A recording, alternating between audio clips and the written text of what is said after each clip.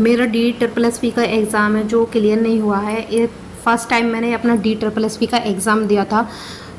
TGT के लिए था, लेकिन वो मेरा क्लियर नहीं हुआ। तो मुझे जिस बात का डर था कि मेरा एग्ज़ाम क्लियर नहीं होगा तो ससुराल वालों की तरफ से मुझे ताने मिलने स्टार्ट हो जाएंगे।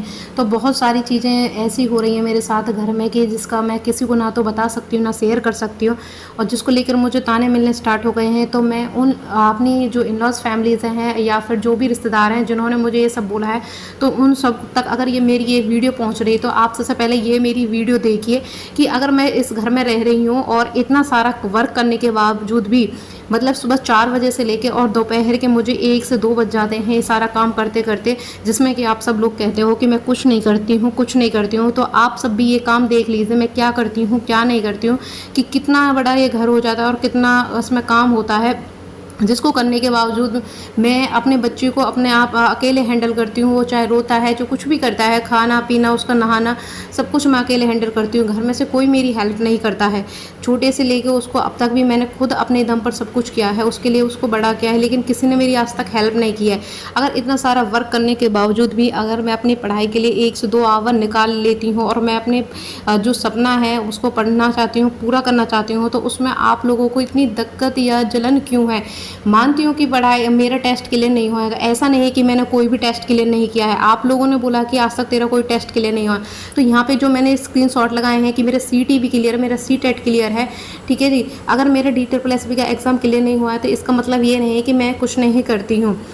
अगर मुझे भी आप अपने बेटों के जैसे प्रॉपर इतना टाइम देते या फिर मुझे सपोर्ट करते, हो सकता है शायद मैं भी बहुत जल्दी अब तक क्लियर कर गई होती।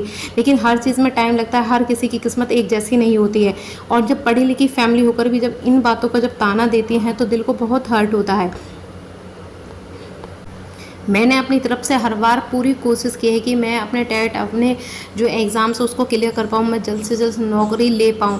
लेकिन मैं क्या करूँ, अगर मेरी किस्मत ही ऐसी है, कुछ अगर इतना सारा वर्क का जब लोड मेरे ऊपर रहता है तो मैं करती हूँ, और फिर भी उस काम को करने के बावजूद आप लोग खुश नहीं होते। आप लोगों का हर टाइम का मेरे पीछे मेरे ऊपर जो हर टाइम की ये बातें होती हैं, हर टाइम के जो टॉन्ट होते हैं, ये सब हैंडल करना, इतनी मेरी तबीयत ख़राब होने के बावजूद भी अगर मैं कुछ करने की कोशिश कर रहे हैं तो आप लोग उसमें सपोर्ट करने के बजाय मुझे पीछे ढकेलने में लगे हुए हैं।